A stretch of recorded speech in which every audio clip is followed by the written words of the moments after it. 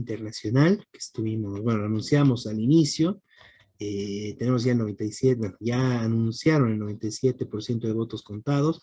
Entonces, Miguel, vámonos a Brasil, cuáles son los resultados electorales y bueno, qué se espera, digamos, a partir de esto en Brasil.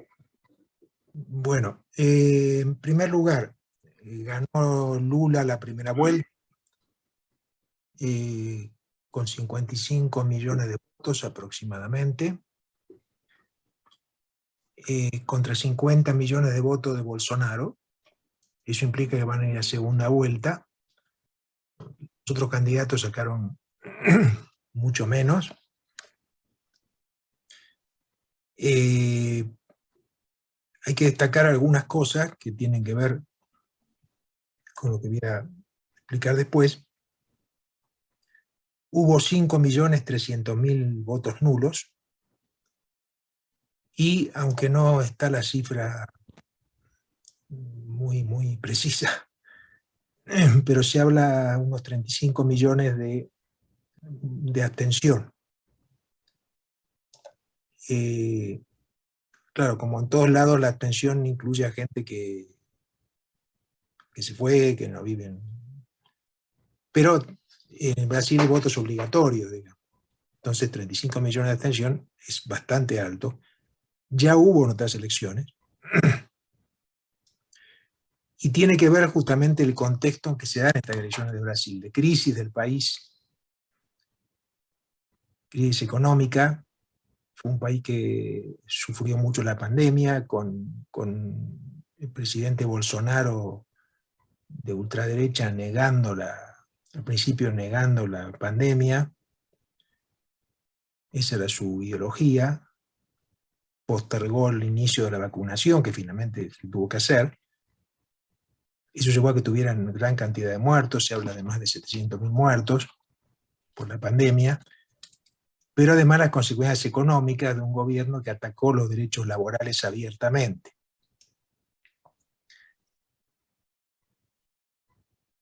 Bueno, hoy, como digo, para cerrar el tema del resultado electoral, Bolsonaro y Lula van a ir a segunda vuelta, creo que en 2 semanas. Todo indica que va a ganar Lula la segunda vuelta, lleva 5 millones de ventajas sobre Bolsonaro, si un 10% más que Bolsonaro, digamos. Ahora, también es significativo que la diferencia no ha sido mayor, porque evidentemente había mucho repudio a Bolsonaro. Distintos análisis dicen que parte de la gente que en las encuestas contestaba que iba a votar al PT, no fue a votar. Y acá viene qué fue la campaña del Partido de Trabajadores, que es el partido de Lula, que recordemos, Lula ya gobernó Brasil y tuvo un gobierno que traicionó los principios que lo llevaron, ¿no es cierto? Él originalmente fue un dirigente sindical metalúrgico, obrero metalúrgico, y ganó las elecciones en 2002. Rápidamente, en ese momento, hizo acuerdos con la derecha, con los banqueros, con otros sectores, y no cumplió su programa electoral a favor de los trabajadores. Pero bueno, esto fue hace muchos años, ¿no es cierto? Lula se desprestigió, después terminó acusado de corrupción, condenado, estuvo preso, después se anuló el juicio, y hoy vuelve en una situación muy distinta a la que subió en el 2002, ¿no es cierto? Vuelve a una situación donde gran parte de sus votantes actuales votaron por él básicamente para que no gane Bolsonaro. Es decir, como votaron por el mal menor. No había mucha esperanza en Lula, ni la hay. Pero obviamente, ante el desastre del gobierno de Bolsonaro, dijeron, bueno, ¿quién puede parar a Bolsonaro? Es Lula. Ahora, hay que fijarse en otro dato, que es poco conocido aquí. Lula va aliado en este caso, en esta elección, a Gerardo Alckmin. Gerardo Alckmin es un neoliberal, abiertamente neoliberal, que estaba por terminar con las leyes sindicales en Brasil, las leyes laborales en Brasil, y de hecho, digamos, planteaba muchas de las cosas que hizo Bolsonaro. Fue el opositor a Lula en la campaña electoral del 2006.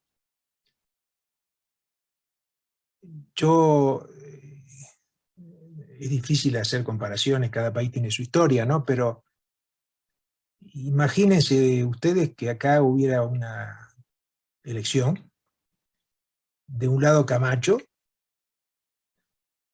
y del otro lado Evo Morales, aliado al Goni.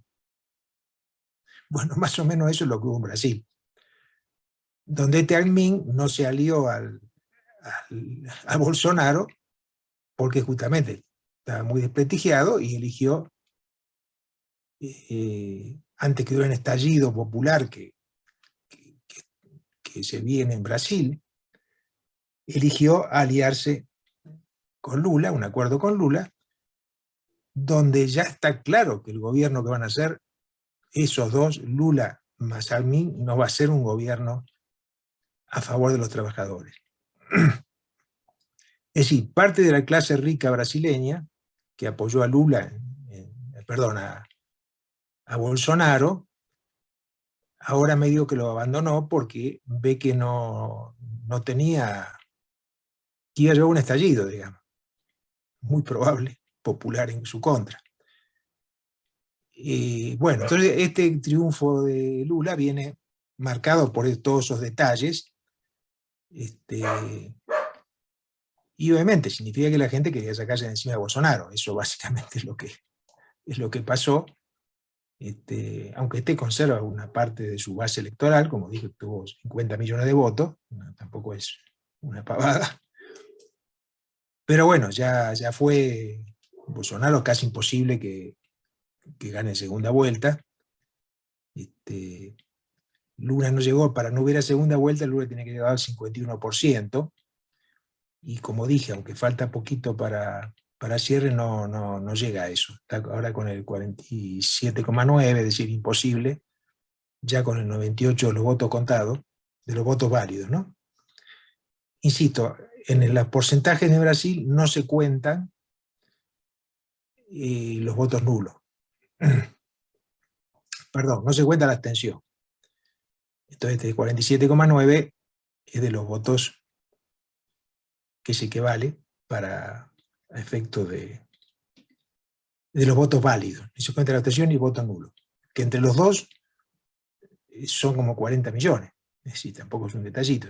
Repito las cifras: 55 millones Lula, 50 millones Bolsonaro y 40 millones de votos nulos. Bueno, ¿cuál fue la posición de la izquierda revolucionaria? Digamos, algunas organizaciones como la Corriente Socialista de Trabajadores, el Partido Socialista de los Trabajadores Unificados. Ellos plantearon una candidatura independiente. Plantearon que votar por Lula no tenía sentido, precisamente por todo esto que dije, y un programa de lucha a los trabajadores, recuperación de sus conquistas. Bueno, una de las primeras cuestiones, aumento salarial de acuerdo a la inflación. En Brasil hay una inflación del 10% ahora. Y recuperar todas las leyes sindicales, defender de los derechos jubilatorios, que ha atacado el gobierno de Bolsonaro. Con este programa, los compañeros de la CCT, el PCTU y otros grupos también, personas independientes, se presentaron. Evidentemente tuvieron un bajo porcentaje de votos, y aunque todavía no tenemos los datos de los votos a diputados, y eso que en Brasil hay bastante diferencia generalmente entre voto presidente y votos locales, ¿no? De diputados u otros cargos locales, ¿no? Pero bueno, el objetivo de estas candidaturas que llevaba la candidata era Vera Lucía, que era una mujer negra, una obrera, mujer y afro, es empezar a formar una opción frente a lo que se viene, la profundización de la crisis de Brasil, un gobierno de Lula que evidentemente va a repetir empeorado lo que hizo en sus primeros mandatos, ¿no? Como presidente.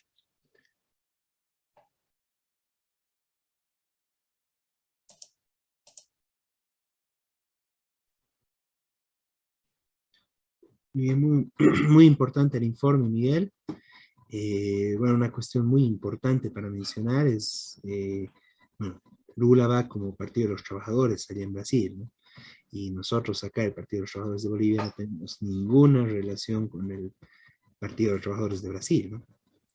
No absoluto, ¿no? Más bien todo lo contrario, ¿no? El PT de Brasil se parece bastante al MAS de acá, bueno, con la consideración que dices, ¿no? Que está mucho más aliado y fundido con la derecha, ¿no? Con la derecha tradicional, clásica, antigua, ¿no? Mientras que nosotros postulamos una oposición de izquierda más acá, ¿no? Y de igual forma una posición de izquierda revolucionaria allá en Brasil, ¿no? Con nuestros compañeros, ¿no? De la CCT y esta candidatura que tú señalas, ¿no? Es importante señalar, y bueno, yo considero importante recalcar, que si bien, digamos, parece que está ganando Lula y bueno, parece que eso se va a mantener de cara a la segunda vuelta, hay un sector muy importante de rechazo a Lula, que fue lo que igual permitió el triunfo de Bolsonaro en la anterior elección, ¿no?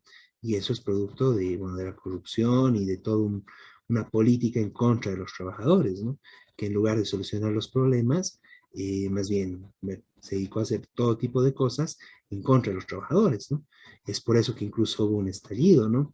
De cara a las Olimpiadas que tenía que ver en Brasil, ¿verdad? Entonces, bueno, en ese momento con la sucesora Rousseff de Lula, ¿no? La expresidenta, ¿no? Entonces, bueno, eso es muy importante, ¿no? El que creó, digamos, todo ese malestar y toda esa situación de que haya mucha gente que simpatice con la derecha, que apoye a una figura tan, bueno, tan baja, tan nefasta como Bolsonaro, es producto de Lula, ¿no? Y de todo lo que hicieron a nombre de la izquierda, a nombre de los trabajadores, que en realidad fue en contra, ¿no? Y es algo parecido a lo de acá, ¿no? En Bolivia no se podría pensar en una figura como Camacho, de no ser, digamos, todos los males que fue ocasionando el MAS, ¿no? Y la falta de soluciones reales para el pueblo trabajador, ¿no? No sé si quieren comentar algo más, compañeros. Sí, Beto, Jorge. en realidad es muy buena la aclaración que haces de que el PT de Bolivia no tiene ninguna relación con el PT de Brasil, ni orgánica, ni de ningún tipo, ¿no? Esto es muy bueno que se aclare porque en el imaginario de la gente se cree que el PT sería parte de lo que es el PT del Brasil, que tendría relaciones. Es muy buena tu aclaración y hay que recalcar de que, al contrario, nosotros planteamos, sí, un gobierno de los trabajadores también en Brasil, al cual,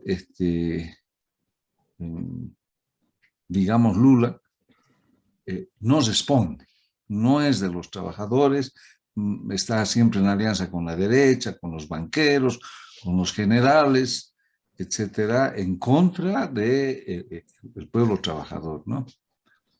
Ahora, el problema también es de que, sí, dices, casi seguro que gana la segunda vuelta Lula, pero tanta gente decepcionada de Lula también y decepcionada de Bolsonaro, como dijo Miguel, son como 40 millones, puede nomás definir en el sentido de darle su apoyo a Bolsonaro a que gane Lula.